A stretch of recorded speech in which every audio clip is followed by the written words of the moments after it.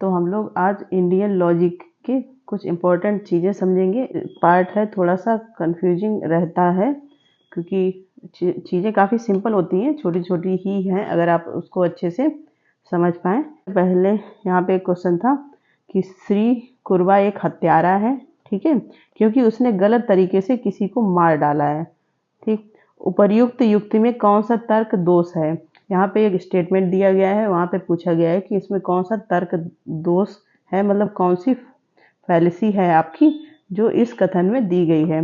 तो फिर आप क्वेश्चन को सबसे अच्छे से पढ़ेंगे। श्री कुरवा एक हत्यारा है क्योंकि उसने गलत तरीके से किसी को मार डाला है। ठीक है, मतलब ये बात कोई कह रहा है, ठीक, मतलब कि उसकी ये खुद की अवधारणा है, क्योंकि उन्होंने अपना खुद का एक अजम्पशंस या कह सकते हैं खुद की एक थिंकिंग बनाई हुई है, क्योंकि उसने गलत तरीके से किसी को मार दिया इसलिए वो हत्यारा है। तो जब ऐसा होता है कि खुद हम कोई चीज़ को लेके कोई स्टेटमेंट बना लेते हैं अपने खुद के मन में, ठीक है, उसके हिसाब से कंक्लूजन निकालते हैं, तो कौन सी फैलेसी या कौन सा तर्क दोष होता है, तो वहाँ पे हमेशा आपका बेगिंग द क्वेश्चन होता है। ठीक है, बेगिंग द क्वेश्चन का क्या मतलब है कि अपने आप से ही चीज़ों को बना लेना, और मतलब क्योंकि आप मानते हैं इसलिए वो सही है। ठीक है, तो यहाँ पे यही चीज़ ऐसे इन्वर्टेड में दी गई है, मतलब क्योंकि कोई भी व्यक्ति जो बात ये कह रहा है वो ये मानता है कि ऐसी ऐसी चीज़ है इसलिए ये हो गया। मतलब मान लो आपने कोई चीज़, जैसे हम लोग डीआई का एग्जांपल ले लेते हैं, आप में से जितने स्टूडेंट हैं वो किसी को लगता है डीआई बहुत कठिन है, किसी को लगता है डीआई बहुत सिंपल है, वहाँ पे सारे क्वेश्चन हो सकते हैं। तो ये आपकी अपनी थिंकिंग है ना, ठीक है, तो उसके हिसाब से आपने कंक्लूजन निकाल लिया कि डीआई बहुत कठिन होता है या डीआई बहुत सरल होता है। तो आप यहाँ लिखा भी है आत्मश्रय दोष, मतलब खुद से ही कोई लॉजिक क्रिएट कर देना, या तो उस प्रकार की जब चीज़ें आ जाती हैं तो कौन सा होता है, बेगिंग द क्वेश्चन होता है। ठीक है, इसके बाद हम लोग नेक्स्ट क्वेश्चन देखेंगे। ये भी आपका एक आया था, भारतीय शास्त्रीय तर्कमत न्याय के अनुसार निम्नलिखित में से कौन सा अनुमान मध्य और प्रमुख पद के मात्र सह अस्तित्व पर आधारित है? मध्य मतलब मिडिल टर्म जो आपका होता है, इसके बाद मेजर टर्म होता है। अब बहुत सारे बच्चों को ये चीज़ नहीं पता होगी कि मिडिल और मेजर टर्म क्या होता है, तो हम लोग थोड़ा सा उसके बारे में देख लेते हैं जिससे कि आपको ये क्वेश्चन और अच्छे से समझ में आ जाए। ठीक है, तो जो हमारी फैलेसीज होती हैं, ठीक है, मेन जो इंडियन लॉजिक वाला पोर्शन है, इंडियन लॉजिक, यहाँ से क्वेश्चन बनता भी है और काफ़ी इसके मतलब हर साल एक दो क्वेश्चन आपको जरूर से देखने को मिल जाएंगे। ठीक है, तो इसमें क्या होता है कि सबसे पहले कुछ हम टर्म का यूज़ करते हैं। यहाँ पे हम लोग टर्म लिखेंगे, जैसे कुछ कथन दिया है, कोई इसका रीजन दिया है, फिर उसका कंक्लूजन दिया है, तो उसमें क्या क्या चीज़ें होती हैं। जैसे यहाँ पे हम लोगों ने मान लिया कोई भी कथन दिया गया है, जैसे ऑल साइंटिस्ट आर बायस्ड, ठीक है, ये कोई कथन दिया गया है। इसके बाद दूसरा दिया गया है यहाँ पे, ऑल इंजीनियर आर साइंटिस्ट, ठीक है, ये दो प्रेमाइसेस इनको बोलते हैं, इनको आप कथन भी बोल सकते हैं। इसके बाद इसके इन दोनों के आधार पर कंक्लूजन एक दिया हुआ है कि ऑल इंजीनियर्स आर बायस्ड। ठीक है, यहाँ पे हम लोगों ने ये एग्जांपल लिया है एक कह सकते हैं कि जो क्या मेजर टर्म होता है, ठीक है, मिडिल टर्म क्या होता है, वो चीज़ समझने के लिए। ठीक है, तो यहाँ पे ये ऐसे स्टेटमेंट दिए होते हैं, अगर आपने प्रीवियस ईयर क्वेश्चन आंसर देखे होंगे तो वहाँ पे ये चीज़ दी होती है। ठीक है, यहाँ पे कथन दिए, प्रेमाइसेस दी गई, ठीक है, कि सारे वैज्ञानिक बायस्ड होते हैं। तो और दूसरा दिया गया ऑल जो इंजीनियर है वो क्या है, सब साइंटिस्ट हैं। तो इसका निकल के क्या आया कि ऑल इंजीनियर आर बायस्ड। ठीक है, ये कंक्लूजन निकल के आया है। अब हम देखेंगे कि यहाँ पे मिडिल और मेजर टर्म क्या होता है। ठीक है, तो कंक्लूजन से आपका जो मेजर और माइनर टर्म निकलता है। तो यहाँ पे ये कंक्लूजन दिया गया है, तो जो ये वाला होता है ये होता है आपका माइनर टर्म, मतलब जो सब्जेक्ट होगा कंक्लूजन का, जो सब्जेक्ट होगा, ये अब चीज़ आपको याद रखनी है, सब्जेक्ट। ऑल इंजीनियर यहाँ पे सब्जेक्ट है ना, सब्जेक्ट मतलब कर्ता, आपको पता है जब टेंस पढ़ते हैं तो ये जो सबसे पहले दिया होता है इसको क्या बोलते हैं, सब्जेक्ट। जो सब्जेक्ट आपका होता है उसको क्या बोलते हैं, माइनर टर्म, ठीक है। और इसको ही हिंदी में क्या बोलते हैं, पक्ष। ये इंडियन लॉजिक के हिसाब से मैं बता रही हूँ यहाँ पे, ठीक है। तो इतनी चीज आपको याद रखनी है कि दो अगर कथन दिए हैं और वहाँ पे कंक्लूजन से हम लोग निकाल लेंगे कि ये माइनर टर्म है। इसके बाद जो प्रेडिकेट होता है, ठीक है, यहाँ पे लास्ट में आपका इसको प्रेडिकेट, उसको क्या बोलते हैं, मेजर टर्म, ठीक है, मेजर टर्म बोलेंगे, ठीक। तो इतनी चीज समझ में आ गई कि माइनर और मेजर टर्म क्या होते हैं, ठीक है। इसके बाद हम लोग देखते हैं कि ये पूरा हो गया कि माइनर और मेजर टर्म क्या होता है। इसके क्वेश्चन भी देखने को मिलते हैं, इसे पूछ भी लेते हैं। हम लोग देखते हैं कि मिडिल टर्म क्या होता है, जिसपे पूरा लॉजिक एक तरीके से बेस्ड होता है। वहाँ से फैल्सीज आपकी आती है, तर्क दोष आते हैं, ठीक है।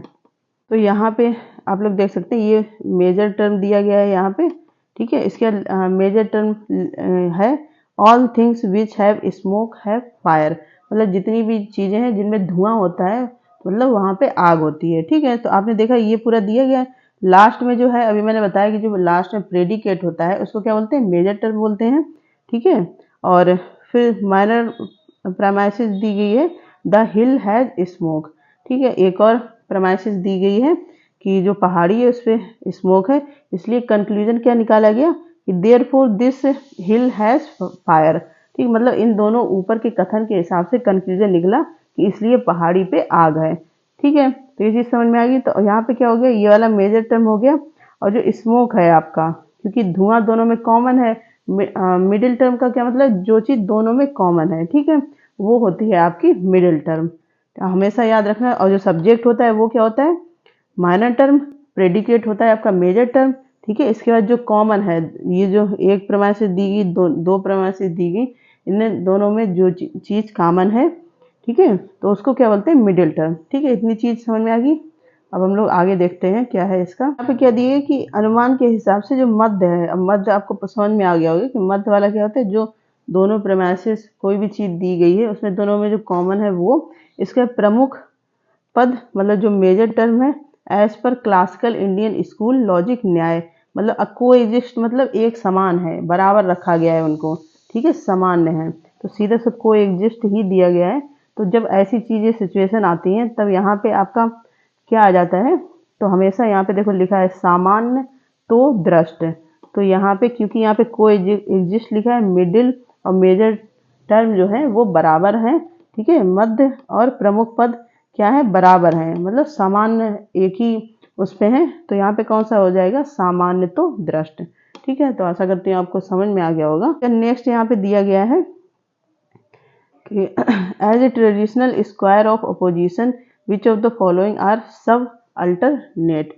तो अगर आपने इसकी क्लास देखी होगी तो ये मैंने बहुत अच्छे से करवाया है। जैसे all plants are oxygen producer, तो ये क्या हो गया आपका ए कैटेगरी में आ जाता है, ठीक है। नो प्लांट्स आर, फिर क्या दिया गया है, no plants are oxygen producer, मतलब कोई भी पादप ऑक्सीजन उत्पादक नहीं है। तो जब नो दिया होता है तब कौन सा हो जाता है, आपका ई हो जाता है। इसके some plants are not oxygen producer, कुछ पादप ऑक्सीजन नहीं है, ठीक। तो ये कौन सा हो गया, ओ। आपको अगर अभी मैं फिगर एक बार फिर से बना के दिखा दूंगी। इसके some plants are oxygen producer, तो ये कौन सा हो गया आपका आई हो गया। अब इसमें पूछा क्या गया है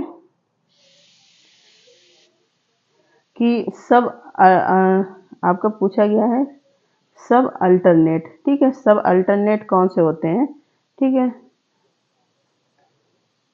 तो जैसे आप इस प्रकार से कुछ फिगर बनाते हैं, यहाँ पे ए होता है, यहाँ पे ई होता है, यहाँ पे होता है आपका आई, यहाँ पे ओ होता है, ठीक है।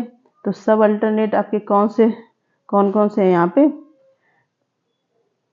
जो नीचे वाले दो पद हैं, ठीक है। ऊपर वाले मतलब ए, क्योंकि यहाँ पे पूरे की बात, यूनिवर्सल की बात, तो ये हो गए ए और ई, ठीक है।